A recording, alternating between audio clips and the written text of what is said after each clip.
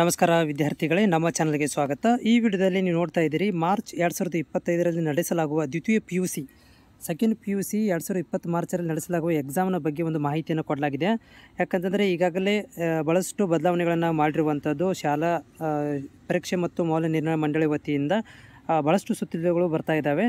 ಅದಕ್ಕೆ ತಕ್ಕಂತೆ ಇಲ್ಲಿ ಏನು ಮಾಡಿದ್ದಾರೆ ಅಂತಂದರೆ ಮಾರ್ಚ್ 2025ರಲ್ಲಿ ನಡೆಸಲಾಗುವ ದ್ವಿತೀಯ PUC ಪರೀಕ್ಷೆ ಒಂದರ ಖಾಸಗಿ ಅಭ್ಯರ್ಥಿಗಳಿಗೆ ನೋಂದಾಯಿಸಿಕೊಳ್ಳಲು ಕುರಿತು, ಅಂದರೆ ಖಾಸಗಿ ಅಭ್ಯರ್ಥಿಗಳು ಯಾರೆಲ್ಲ ಇದ್ದಾರೆ ಅವರುಗಳಿಗೆ ನೋಂದಾವಣಿಗೆ ಸಂಬಂಧಿಸಿದಂಥ ಒಂದು ಅಪ್ಡೇಟ್ ಇರುತ್ತೆ. ವಿಡಿಯೋ ಪೂರ್ತಿಯಾಗಿ ನೋಡಿ. ಜೊತೆಗೆ ನಮ್ಮ ಚಾನಲ್ಗೆ ಹೊಸಬರಾಗಿದ್ದರೆ PUC ರಿಲೇಟೆಡ್ ಮಾಹಿತಿಗಳಿಗೆ ಚಾನಲ್ ಸಬ್ಸ್ಕ್ರೈಬ್ ಮಾಡೋದನ್ನು ಮರಿಬೇಡಿ. ಇಲ್ಲಿ ಏನು ಹೇಳ್ತಾ ಇದ್ದಾರೆ ಅಂದರೆ, ಶಾಲಾ ಪರೀಕ್ಷೆ ಮತ್ತು ಮೌಲ್ಯನಿರ್ಣಯ ಮಂಡಳಿಯು ನಡೆಸುವಂತಹ ಮಾರ್ಚ್ 2025ರ ದ್ವಿತೀಯ PUC ಪರೀಕ್ಷೆ 1ರ ಉಲ್ಲೇಖದನ್ವಯ PUC ಶಿಕ್ಷಕರು ಬೋಧಿಸುವ ರಾಜ್ಯದ ಎಲ್ಲ ಸರ್ಕಾರಿ ಪದವಿ ಪೂರ್ವ ಕಾಲೇಜುಗಳಲ್ಲಿ ಮಾತ್ರ ಖಾಸಗಿ ಅಭ್ಯರ್ಥಿಗಳಿಗೆ ನೋಂದಾಯಿಸಿಕೊಂಡು ಪರೀಕ್ಷೆ ಬರಲು ಅವಕಾಶ ಕಲ್ಪಿಸಲಾಗಿದೆ. ಅಂದರೆ ನೋಡಿರಿ ಏನು ಹೇಳ್ತಾರೆ ಅಂತಂದರೆ, ಯಾರೆಲ್ಲ ಅಭ್ಯರ್ಥಿಗಳು ನೀವು ಡೈರೆಕ್ಟ್ ಎಕ್ಸಾಮನ್ನು ಕಟ್ತಾ ಇದ್ದೀರಿ, ಖಾಸಗಿಯಾಗಿ ನೀವು ಅಂದರೆ ರೆಗ್ಯುಲರ್ ಹೋಗದೇನೆ ಡೈರೆಕ್ಟ್ ಎಕ್ಸಾಮ್ ಕಟ್ತಾರೆ, ಅಂಥ ಅಭ್ಯರ್ಥಿಗಳು ಸರ್ಕಾರಿ ಪದವಿ ಪೂರ್ವ ಕಾಲೇಜುಗಳಲ್ಲಿ ಮಾತ್ರ ಖಾಸಗಿ ಅಭ್ಯರ್ಥಿಯಾಗಿ ನೋಂದಾಯಿಸಿಕೊಂಡು ನೀವೇನು ಮಾಡ್ಬೋದು, ಎಕ್ಸಾಮನ್ನು ಬರಿಬೋದು ಅಂತ ಹೇಳ್ತಾ ಇದ್ದಾರೆ. ಅದರ ಜೊತೆಗೆ ಏನಂತಂದರೆ, ದಿನಾಂಕ 1/10/2024ರಿಂದ ಖಾಸಗಿ ಅಭ್ಯರ್ಥಿಗಳಾಗಿ ನೋಂದಾಯಿಸಿಕೊಳ್ಳಲು ಅವಕಾಶವನ್ನು ಕಲ್ಪಿಸಲಾಗಿದೆ. ಅಂದರೆ ನಿಮಗೆ ನೀವು ಈ ಒಂದು ಸರ್ಕಾರಿ ಪದವಿ ಪೂರ್ವ ಕಾಲೇಜುಗಳಲ್ಲಿ ಹೋಗಿ ನೀವು ಏನು ಮಾಡ್ಬೋದು ಅಂತಂದರೆ, ನೀವು ಖಾಸಗಿ ಅಭ್ಯರ್ಥಿಯಾಗಿ ಅಂದರೆ ಪ್ರೈವೇಟ್ ಸ್ಟೂಡೆಂಟ್ಗಳಾಗಿ ನೀವು ಏನು ಮಾಡ್ಬೋದು ಅಂತಂದರೆ ನೋಂದಣಿ ರಿಜಿಸ್ಟ್ರೇಷನ್ ಮಾಡ್ಕೊಳ್ಬೋದು. ಅದಕ್ಕೆ ಸಂಬಂಧಿಸಿದಂತೆ ಇಲ್ಲಿ ನೋಡ್ಬೋದು, ಖಾಸಗಿ ಅಭ್ಯರ್ಥಿಗಳಿಗೆ ನೋಂದಾಯಿಸಿಕೊಳ್ಳಲು ಕಡ್ಡಾಯ ಇರಬೇಕಾದ ಅರ್ಹತೆಗಳು, ಸೂಚನೆಗಳು ಏನಿದಾವೆ ಅಂದರೆ, ನೀವು 31/3/2025ಕ್ಕೆ 17 ವರ್ಷ ತುಂಬಿರಬೇಕು. ನೀವು ಹೋಗಿ ಈಗ ಗೌರ್ಮೆಂಟ್ ಕಾಲೇಜಲ್ಲಿ ಹೋಗಿ ರಿಜಿಸ್ಟ್ರೇಷನ್ ಮಾಡಿಸ್ತಾ ಇದ್ದೀರ ಅಂದರೆ ನಿಮ್ಗೆ 17 ವರ್ಷ ಕಂಪ್ಲೀಟ್ ಆಗಿರಬೇಕು, ತುಂಬಿರಬೇಕು. ಆಮೇಲೆ SSLC, CBSE, ICSE ಮತ್ತು IAOS ವ್ಯಾಸಂಗ ಮಾಡಿರೋ 2024 ಆಗಸ್ಟ್ ಅಥವಾ ಅದಕ್ಕೂ ಹಿಂದಿನ ವರ್ಷ ಪರೀಕ್ಷೆ ಉತ್ತೀರ್ಣರಾಗಿರಬೇಕು. ಅಂದರೆ ನೀವೇನಬೇಕು, PUCಯಲ್ಲಿ ನೀವು 2024ಕ್ಕಿಂತ ಮೊದಲು ನೀವು ಪಾಸ್ ಆಗಿರಬೇಕು. ಅದಕ್ಕಿಂತ ಅಂದರೆ 24ರಲ್ಲಿ ಅಥವಾ ಅದಕ್ಕಿಂತ ಮೊದಲು ಅಂದರೆ 22, 23, 21 ಈ ಥರ. ಅದರ ಜೊತೆಗೆ ಇತರ ರಾಜ್ಯಗಳ ಅಭ್ಯರ್ಥಿಗಳು SSLC ಅಥವಾ 10th ಪರೀಕ್ಷೆ ತೆಗೆದುಕೊಂಡು ಪರೀಕ್ಷೆಯಲ್ಲಿ ಕನ್ನಡವನ್ನು ಒಂದು ಭಾಷೆಯನ್ನಾಗಿ ಅಥವಾ ಕನ್ನಡ ಮಾಧ್ಯಮ ವ್ಯಾಸಂಗ ಮಾಡಿ ತೇರ್ಗಡೆ ಹೊಂದಿರಬೇಕು. ಹಾಗೂ 2024 ಆಗಸ್ಟ್ ಅಥವಾ ಅದಕ್ಕಿಂತ ಹಿಂದಿನ ಪರೀಕ್ಷೆಯಲ್ಲಿ ಉತ್ತೀರ್ಣರಾಗಿರಬೇಕು. ಅಂದರೆ ನೀವು ಈ PUC ಹೋಗಿ ಡೈರೆಕ್ಟ್ ಕಟ್ತಾ ಇದೆಯಪ್ಪ ಅಂತಂದರೆ ನೀವು ಏನಾಗಿರಬೇಕು ಅಂತಂದರೆ 2024 ಅಥವಾ ಅದಕ್ಕಿಂತ ಮೊದಲು ನೀವು ಪಾಸ್ ಆಗಿರಬೇಕು. ಅದರ ಜೊತೆಗೆ ನೀವು ಕನ್ನಡ ಕಡ್ಡಾಯ ತೊಗೊಂಡಿರಬೇಕು. ಅಂದರೆ ಹೊರ ರಾಜ್ಯದವರಾಗಿದ್ದರೆ ನೀವು ಕನ್ನಡ ಮೀಡಿಯಮು ಅಥವಾ ಕನ್ನಡ ಸಬ್ಜೆಕ್ಟನ್ನು ತೊಗೊಂಡಿರಬೇಕು. ಅದರ ಜೊತೆಗೆ ಏನಂತಂದರೆ, ಶಾಲಾ ಶಿಕ್ಷಣ ಇಲಾಖೆ ಮಾರ್ಗಸೂಚಿ ಪಟ್ಟಿಯಲ್ಲಿರುವ ಸೆಕೆಂಡರಿ ಎಜುಕೇಷನ್ ಬೋರ್ಡ್ಗಳಿಂದ 10ನೇ ತರಗತಿಯಲ್ಲಿ ಉತ್ತೀರ್ಣ, ಅಂದರೆ ನೀವು ಶಾಲಾ ಮಾರ್ಗಸೂಚಿಯಲ್ಲಿರುವಂತೆ ನೀವು ಯಾವುದೋ ರಿಕಗ್ನೈಸ್ ಬೋರ್ಡ್ SSLC ಬೋರ್ಡಿನಿಂದನೇ ಪಾಸಾಗಿರಬೇಕು. ಹಾಗೆ ಪ್ರೈವೇಟ್ ಬೋರ್ಡಿಂದ ನಡೆಯೋದಿಲ್ಲ. ಅಂದರೆ ಶಾಲಾ ಶಿಕ್ಷಣ ಇಲಾಖೆಯ ದಾಖಲಾತಿ ಮಾರ್ಗಸೂಚಿ ಅನ್ವಯ ಒಂದಷ್ಟು ಇದಾವೆ, ಅವಷ್ಟೇ ಬರ್ತವೆ. ಆಮೇಲೆ ಪ್ರಥಮ PUC ಉತ್ತೀರ್ಣರಾದವರು ಪರೀಕ್ಷೆಗೆ ಹಾಜರಾಗದವರು, ನೋಡಿರಿ ಫಸ್ಟ್ ಇಯರ್ ನೀವು ಪಾಸಾಗಿರಿ ಅನುತ್ತೀರ್ಣ, ಪ್ರಥಮ PUC ಅನುತ್ತೀರ್ಣ ಅಂದರೆ ಫೇಲ್ ಆಗಿರಬೇಕು.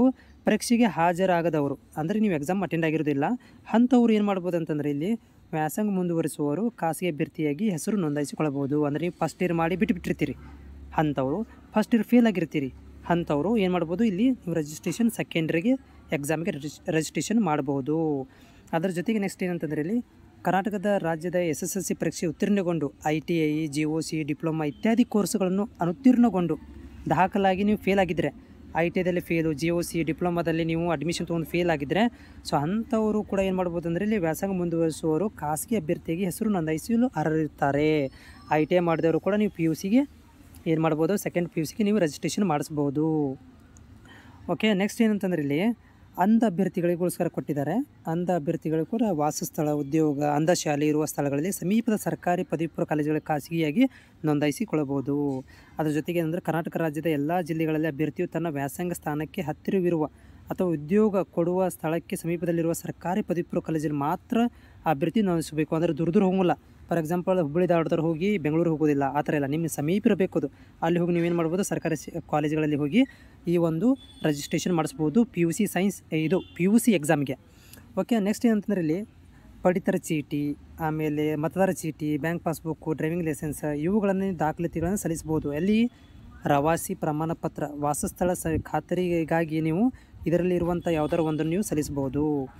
ಆಮೇಲೆ ಆಧಾರ್ ಕಾರ್ಡ್, ದೃಢೀಕರಣ ಕಡ್ಡಾಯವಾಗಿ ಸಲ್ಲಿಸಬೇಕು ಅಂತ ಹೇಳ್ತಾ ಇದ್ದಾರೆ. ಆಮೇಲೆ ಜೊತೆಗೆ ದ್ವಿಪ್ರತಿ ವರ್ಗಾವಣೆ ಪತ್ರ ಆಧಾರದ ಮೇಲೆ ಖಾಸಗಿ ಅಭ್ಯರ್ಥಿಗಳಿಗೆ ನೋಂದಾಯಿಸಿಕೊಳ್ಳಲು ಬಂದಾಗ ಪ್ರಾಂಶುಪಾಲರು ಹಂತದಲ್ಲಿ 20 ರೂಪಾಯಿ ಛಾಪಾ ಕಾಗದ ಮಂಡಳಿ ಒದಗಿಸಲು, ಅಂದರೆ 20 ರೂಪಾಯಿ ಬಾಂಡ್ ಪೇಪರ್, ದೃಢೀಕರಣ ಬಾಂಡ್ ಪೇಪರ್ನೇ ಒದಗಿಸಬೇಕು ಅಂತ ಹೇಳ್ತಾ ಇದ್ದಾರೆ. ನೆಕ್ಸ್ಟ್ ನೋಡಿ, ಇಲ್ಲಿ ಸಬ್ಜೆಕ್ಟ್ಗಳನ್ನು ಕೊಟ್ಟಿದ್ದಾರೆ. ನೀವು ಯಾವೆಲ್ಲ ಒಂದು ಸಬ್ಜೆಕ್ಟ್ಗಳನ್ನು ಇಲ್ಲಿ ತೊಗೋಬೋದು. ಕನ್ನಡದಲ್ಲಿ ಇಷ್ಟು ಲ್ಯಾಂಗ್ವೇಜ್ ತೊಗೋಬೋದು. ಆಮೇಲೆ ಇದರಲ್ಲಿ ನೋಡಿ ನಿಮಗೆ ಕಲಾ ಸಂಯೋಜನೆಯಲ್ಲಿ ವಾಣಿಜ್ಯದಲ್ಲಿ ನೀವು ಇಷ್ಟು ಸಬ್ಜೆಕ್ಟ್ಗಳನ್ನು ತೊಗೋಬೋದು. ಹೌದಾ, ಇಂಗ್ಲೀಷ್ ಇದನ್ನು ಸೈನ್ಸ್ ಕೊಟ್ಟಿಲ್ಲ, ಓನ್ಲಿ ಕಾಮರ್ಸ್ ಮತ್ತು ಆರ್ಟ್ಸ್ಗಳನ್ನು ಮಾತ್ರ ಕೊಟ್ಟಿದ್ದಾರೆ. ಅಭ್ಯರ್ಥಿಗಳು ಏನು ಮಾಡ್ಬೋದು ಅಂತಂದರೆ ಇದು ನೋಂದಣಿ ಮಾಡ್ಕೊಳ್ಬೋದು. ನೋಂದಣಿ ಶುಲ್ಕ ನೋಡಿರಿ ಎಷ್ಟಿರುತ್ತೆ ಅಂದರೆ ಇತರರಿಗೆ 60 ರೂಪಾಯಿ ಇರುತ್ತೆ, ಪರಿಶಿಷ್ಟ ಜಾತಿ ಪರಿಶಿಷ್ಟ ಪಂಗಡ ಪ್ರವರ್ಗರಿಗೆ 60 ರೂಪಾಯಿ ಇರುತ್ತೆ ರಿಜಿಸ್ಟ್ರೇಷನ್ ಫೀಸ್. ಆಮೇಲೆ ದಾಖಲಾತಿ ಶುಲ್ಕ 400 ರೂಪಾಯಿ ಇರುತ್ತೆ. ಎಲ್ಲ ಕಾಸ್ಟ್ನವರು ಕೂಡ ಕಾಮನ್ ಆಗಿ ಫೀಸ್ ಇರುತ್ತೆ. ಓಕೆ, ಅದಾದಮೇಲೆ ಏನಂತಂದರೆ ಕಾಲೇಜು ಅಭಿವೃದ್ಧಿ ಶುಲ್ಕ ಅಂತ ತೊಗೊತಾ ಇದ್ದಾರೆ. ಅದು 1020 ರೂಪಾಯಿ ಎಲ್ಲರಿಗೂ ಕಾಮನ್ ಆಗಿರುತ್ತೆ. ಪರಿಶಿಷ್ಟ ಜಾತಿ ಪರಿಶಿಷ್ಟ ಪಂಗಡದ ಅಂಕಪಟ್ಟಿಗೆ 80 ರೂಪಾಯಿ, ಜನರಲ್ ಅಭ್ಯರ್ಥಿಗಳಿಗೆ ಮತ್ತು SC/ST ದವರಿಗೆ 80 ರೂಪಾಯಿ ಕೂಡ ಇರುತ್ತೆ. ಪರೀಕ್ಷೆ ಶುಲ್ಕ 400 ರೂಪಾಯಿ ಇರುತ್ತೆ. SC/ST ದವರಿಗೆ ಫ್ರೀ ಇರುತ್ತೆ. ಒಟ್ಟು ನೋಡಿರಿ, ಒಟ್ಟು ಶುಲ್ಕ ಎಷ್ಟಿರುತ್ತೆ ಅಂದರೆ ಅದರ ಅಭ್ಯರ್ಥಿಗಳಿಗೆ 1960, SC/ST ಮತ್ತು ಕೆಟಗರಿ 1 ಅವರಿಗೆ 1560 ರೂಪಾಯಿ ಫೀಸ್ ಇರುತ್ತೆ. ಇಷ್ಟು ನೀವು ಪೇ ಮಾಡಬೇಕಾಗತ್ತೆ. ಹೆಚ್ಚಿನ ಶುಲ್ಕ ವಸೂಲಿ ಮಾಡಬಾರ್ದು ಅಂತ ಕೊಟ್ಟಿದ್ದಾರೆ. ಇದು PU ಬೋರ್ಡಲ್ಲಿ ಕೂಡ ಲಾಗಿನ್ ಮಾಡ್ಕೊಂಡು ನೀವೇನು ಮಾಡ್ಬೋದು, ಸಲ್ಲಿಸಬಹುದು ಅಂತ ಕೊಟ್ಟಿದ್ದಾರೆ. ನೋಡಿರಿ, ಅರ್ಜಿ ಸಲ್ಲಿಸಲಿಕ್ಕೆ ದಿನಗಳು ಯಾವಿದ್ದಾವೆ. ಅಭ್ಯರ್ಥಿಗಳು ಶುಲ್ಕ ಪಾವತಿಸಲು ಕಡೆಯ ದಿನಾಂಕ 25/10 ಅಂದರೆ ಅಕ್ಟೋಬರ್ 25 ಕೊನೆ ದಿನಾಂಕ ಇರುತ್ತೆ. ಕಾಲೇಜಿನವರು ಶುಲ್ಕ ಬದಲು 28 ಇರುತ್ತೆ. ಅರ್ಜಿ ಆನ್ಲೈನ್ ಭರ್ತಿ ಮಾಡಲಿಕ್ಕೆ ಕೊನೆ ದಿನಾಂಕ 28/10 ಇರುತ್ತೆ. ಕಾಲೇಜಿನವರು ಭರ್ತಿ ಮಾಡಲಿಕ್ಕೆ ಅರ್ಜಿ, ಆಮೇಲೆ ಕಾಲೇಜಿನವರು ಇದಕ್ಕೆ ಸಲ್ಲಿಸಲಿಕ್ಕೆ ಉಪನಿರ್ದೇಶಕರಿಗೆ ಸಲ್ಲಿಸಲಿಕ್ಕೆ 30 ದಿನ, ಅಂದರೆ ಮುಂದಿನ ತಿಂಗಳು 25ರಿಂದ ನಿಮ್ಗೆ ಏನಾಗುತ್ತೆ, ದಂಡವಿಲ್ಲದೆ ದಂಡ ರಹಿತ ಜೊತೆಗೆ ಏನಾಗುತ್ತೆ ಅಂದರೆ ನಿಮಗೆ 9/11 ವಿದ್ಯಾರ್ಥಿಗಳು ಕೊನೆ ದಿನಾಂಕ ಇರುತ್ತೆ. ಇದು ಉಳಿದಿದ್ದೆಲ್ಲ ರಿಮೈನಿಂಗ್ ಕಾಲೇಜಿನವರು ಬಿಟ್ಟಿರುವಂಥ ವಿಷಯ. ಓಕೆ, ಇದನ್ನು ಏನು ಮಾಡ್ಬೋದು ಅಂದರೆ ನೀವು ಅಭ್ಯರ್ಥಿಗಳು ಯಾವ್ಯಾವ ಡಾಕ್ಯುಮೆಂಟ್ ತೊಗೋಬೇಕಂತಂದರೆ SSLC, ಓಕೆ, ಉತ್ತೀರ್ಣರಾದ ಒರಿಜಿನಲ್ ಮಾರ್ಕ್ಸ್ ಕಾರ್ಡ್ ಬೇಕು, ಇತ್ತೀಚಿನ ಪಾಸ್ಪೋರ್ಟ್ ಸೈಜ್ ಫೋಟೋ, ವರ್ಗಾವಣೆ ಪ್ರಮಾಣ ಪತ್ರ ಬೇಕು ಹಿಂದಿನ ವರ್ಷದ್ದು. ದ್ವಿತೀಯ PUCಯಲ್ಲಿ ಏನಾದರೂ ಫೇಲ್ ಆಗಿದ್ದರೆ, ಸೆಕೆಂಡ್ PUCಯಲ್ಲಿ ಫೇಲ್ ಆಗಿದ್ದರೆ ನೀವು ಡೈರೆಕ್ಟ್ ಎಕ್ಸಾಮ್ ಕಟ್ಟಬೇಕಂತಂದರೆ ಇಲ್ಲಿ ದ್ವಿತೀಯ PUC ಫೇಲ್ ಆಗಿರೋದು ಮತ್ತು ವರ್ಗಾವಣೆ ಪ್ರಮಾಣ ಪತ್ರ ಬೇಕು. ಫೇಲ್ ಆಗಿರೋದು ಕೂಡ ಅಂಕಪಟ್ಟಿ ಸಿಗುತ್ತೆ, ಅದನ್ನು ಕೂಡ ಸಲ್ಲಿಸಬಹುದು. SSLC ಉತ್ತೀರ್ಣರಾದ ಮುಖ್ಯೋಪಾಧ್ಯಾಯರ ಸಹಿ, ಓಕೆ, ಅಭ್ಯರ್ಥಿಗಳು ಉತ್ತೀರ್ಣರಾದ ಸಂಸ್ಥೆಯ ಮುಖ್ಯೋಪಾಧ್ಯಾಯರ ಅಥವಾ ಪ್ರಾಂಶುಪಾಲರ ಜೆರಾಕ್ಸ್ ಮೇಲೆ ಸಹಿ ಬೇಕು, ಮಾರ್ಕ್ಸ್ ಕಾರ್ಡ್ ಮೇಲೆ ಸಹಿ ಜೆರಾಕ್ಸ್ ಮೇಲೆ.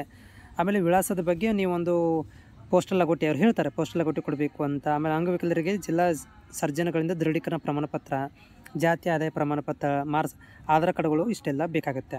ಅಭ್ಯರ್ಥಿಗಳು 100ಕ್ಕಿಂತ ಹೆಚ್ಚಿನ ಅಭ್ಯರ್ಥಿಯ ಸಂಖ್ಯೆಯಿದ್ದರೆ ಪ್ರಾಂಶುಪಾಲರು ಮಂಡಳಿಗೆ ಪೂರ್ವಾನುಮತಿ ಪಡಿಬೇಕು ಅಂತ. ಇದೆಲ್ಲ ಕಾಲೇಜಿಗೆ ಬಿಟ್ಟಿರುವಂಥ ವಿಷಯ. ಸೊ ಇದು ಒಂದು, ಯಾರೆಲ್ಲ ನೀವು ಕಾಲೇಜ್ಗಳನ್ನು ಬಿಟ್ಟಿದ್ದೀರಿ, ಡಿಸ್ಕಂಟಿನ್ಯೂ ಆಗಿದ್ದೀರಿ, ಫಸ್ಟ್ ಇಯರ್ ಮುಗಿಸಿಬಿಟ್ಟಿದ್ದೀರಿ, ಸೆಕೆಂಡ್ ಇಯರ್ ಫೇಲ್ ಆಗಿದ್ದೀರಿ, ಡೈರೆಕ್ಟ್ ಎಕ್ಸಾಮ್ ಕಟ್ಟಬೇಕಂತಂದರೆ ಇದೊಂದು ಸುವರ್ಣಾವಕಾಶ. ಮತ್ತು SSLC ಮಾಡಿ ನೀವು ಡೈರೆಕ್ಟ್ PUC ಕಟ್ಟಬೇಕಂದ್ರೆ ಇದೊಂದು ಸುವರ್ಣಾವಕಾಶ. ನೀವೇನು ಮಾಡ್ಬೋದು ಅಂತಂದರೆ ನಿಮ್ಮ ಸಮೀಪದಲ್ಲಿರುವಂತಹ ಗೌರ್ಮೆಂಟ್ ಕಾಲೇಜಿಗೆ ಹೋಗಿ ಏನು ಮಾಡ್ಬೋದು ಅಂತಂದರೆ ಈ ಒಂದು ಮಾಹಿತಿಯನ್ನು ಪಡ್ಕೊಂಡು ನೀವು ಅರ್ಜಿಯನ್ನು ಸಲ್ಲಿಸಬಹುದು. ಅದರ ಜೊತೆಗೆ ನೀವು ನಮ್ಮ ಚಾನಲ್ಗೆ ಹೊಸಬರಾದರೆ ಚಾನಲ್ನ ಸಬ್ಸ್ಕ್ರೈಬ್ ಮಾಡ್ಕೊಳ್ಳಿ.